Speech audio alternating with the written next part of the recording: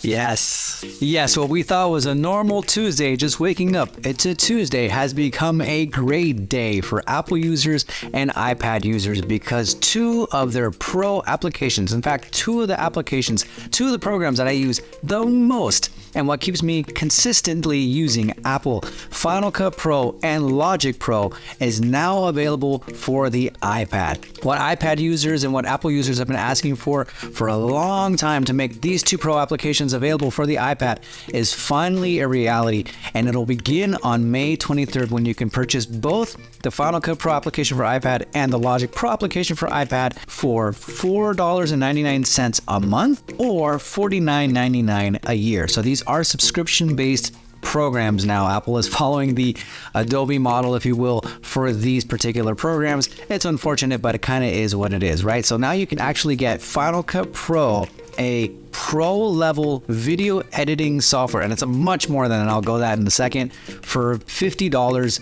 a year, which I think is amazing. So this video specific is going to talk about Final Cut Pro for the iPad. I'm a huge Final Cut Pro user. I have been for years. I was a Final Cut 7 user, and I stuck with Final Cut when they transitioned from 7 to X. I wasn't one of those people who left and went to Premiere only to come back to Final Cut. I stuck it out through the hard times. I'm a big time fan of this program. I have been, and I still use it for my everyday use, specifically for this channel. So I'm very excited about this news. Now, the one thing is that the Final Cut Pro for the iPad is only going to be available for iPad users who have the M1 chip in their iPads and above. Unfortunately, I don't fit in that category. I do have an iPad Pro, and I made a whole video about the iPad Pro versus the iPad Mini, which I'll put right over here. But the iPad Pro that I have is the second generation iPad Pro, the one that came out in 2020, not an M1 chip, unfortunately. So I cannot use this program right now unless I go and get an iPad Air with the M1 or an iPad Pro with the M1 or an iPad Pro with the M2. That's a decision that I'll have to make for another time. Now, if you have an iPad with an M1 chip, then my friend, you are in luck because you're about to get an entire studio to your shoot. Final Cut Pro for the iPad, it will allow you to record, edit, finish, and deliver all in the iPad. You can create vlogs, social content, music videos, shorts, much more. Let your imagination run wild. And what I love about the idea of this is that, okay, first off, cool. You can edit now pro level videos on your iPad. That in itself is cool, right? So you don't have to deal with iMovie. You don't have to deal with LumaFusion. I like LumaFusion. Very limited in my opinion. Granted, it's only $30, one-time $30 fee, but still very limited in my opinion. But you can get almost every single Final Cut feature on the iPad that you can get on the desktop. I'll get to that in a little bit. But what I love is not just the idea that I can now edit pretty much wherever I am without the need for a laptop, but I can actually film with the iPad and immediately turn that into a project that I can then edit on the iPad as well. So imagine you have an edit that you're putting together. You have everything that you need, but you just need that one shot, right? You go to your location, you bring your iPad with you, you film that one shot the way you want it to be filmed, and then you can actually just immediately put that in the edit and see if it works. Takes away the step of taking an SD card and putting in a dongle to the iPad and transferring the file over. It takes away the step of maybe filming it on your phone and then airdropping to your iPad. This is all stuff that you can actually now do in the iPad using the Final Cut Pro application, but I'm getting way ahead of myself. So let's go through the basics. So using your finger or using the Apple Pencil, you can now edit on the iPad. One of the things that I really enjoy is the option of live drawing here. So you can actually like draw on the iPad and then it'll actually become part of the edit. You can have it be layers and it'll animate on there for you, which I think is really cool. Will up your editing game from here to here, make it that much more unique, that much more professional without you having to keyframe stuff or doing it frame by frame. You can create stuff in iMovie on your phone or on your iPad and transfer that over to Final Cut and finish it up in Final Cut. One thing that I thought we'd never see is multicam editing on an iPad. So you can actually multicam edit up to 4 cameras on the iPad, which I think is ridiculous in itself. I love the multicam feature in Final Cut. I personally believe it's the best multicam feature out there, better than Premiere's.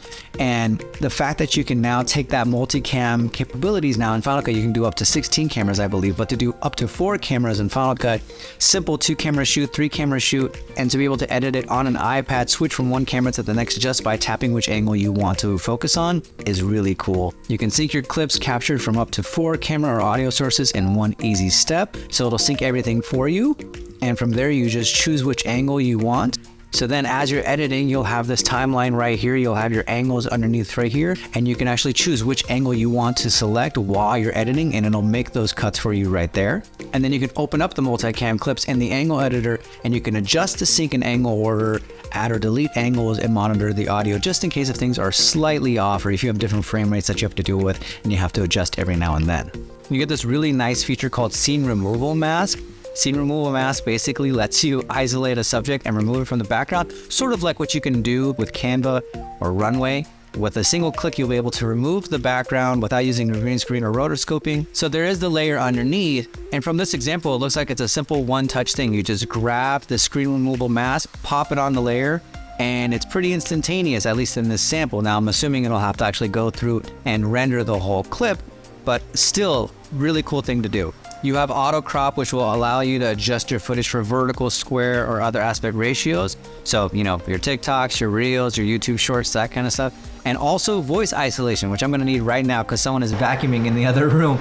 So you can eliminate background noise and improve the clarity of your speech with your edit that sounds the best. This reminds me a lot of Adobe Podcast AI and some of the features that Final Cut already has, but this might be an updated version of that as well. You've got a selection of titles, transitions, and effects that are all included, which is very nice. You can apply video effects like color graded presets. You can add effects to your voices. This is a feature that I really enjoy. You can add professional music that will actually adjust to the length of your video. So this is something that Premiere is able to do now. So I love the fact that they brought it to Final Cut, and interestingly enough, they brought it to Final Cut on the iPad, so you can put your music track underneath it and it'll adjust to the length of your edit. However, I think my favorite feature might be the ability to actually film in Final Cut Pro through the iPad app. So you'll actually be able to use the iPad camera and compose your shot with control over white balance, exposure, just focused in portrait or landscape mode. So you can actually, like in this example here, choose the white balance that you need to use, whether daylight, shadow, cloudy, tungsten, fluorescent. You can monitor your audio levels, you can monitor your recording time, even through external microphones, you can monitor the audio levels there while you're recording. And you can also film in ProRes if you're using an iPad Pro that has the ability to film in ProRes, and then save that footage to use directly into Final Cut Pro. Like, this really makes it easy to film on the fly and edit on the fly, which I think is really cool. Obviously, we've always been able to film with a camera or an iPhone or something of that matter, but to actually film something and to just be like, let me see if that worked, and like go straight into Final Cut, or film it in Final Cut and go straight into the editing portion of Final Cut and actually plop that clip in there, see if it works with what you're trying to do. Like, let me try one more time, film it again, plop that new version in there instead of having to go back and forth with SD cards and dongles and all that kind of stuff.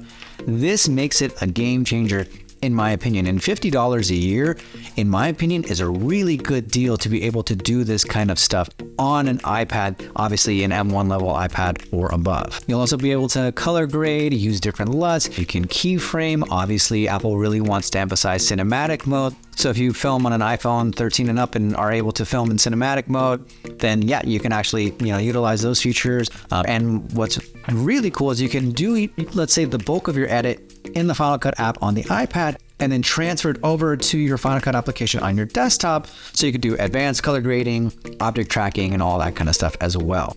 So what iPad do you need to be able to do this kind of stuff? Well, you can do it on an iPad Pro 12.9 inch 5th or 6th generation, an iPad Pro 11 inch 3rd or 4th generation, or the iPad Air 5th generation with iPad OS 16.4 and later. It costs $5 a month, which is a huge steal if you only want to work on a project for let's say like a month or two, and you only need it for that specific amount of time. $5 a month is nothing. Or you can pay for it $50 for the year, so save some money there. You actually also get a 1 month trial with it as well.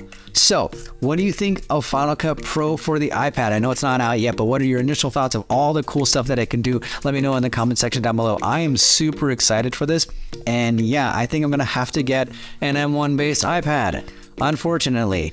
I hope I can find it cheap, and I'm going to make an entire video on how you can find Apple products for cheaper later on today. So that should be up in about a week or so. So make sure to subscribe to the channel to make sure you can view that video. Like this video if you are excited about Final Cut on the iPad. I'm making another video about Logic Pro on the iPad a little bit later on. Thanks so much for watching. My name is Amir, and I'll see you next time.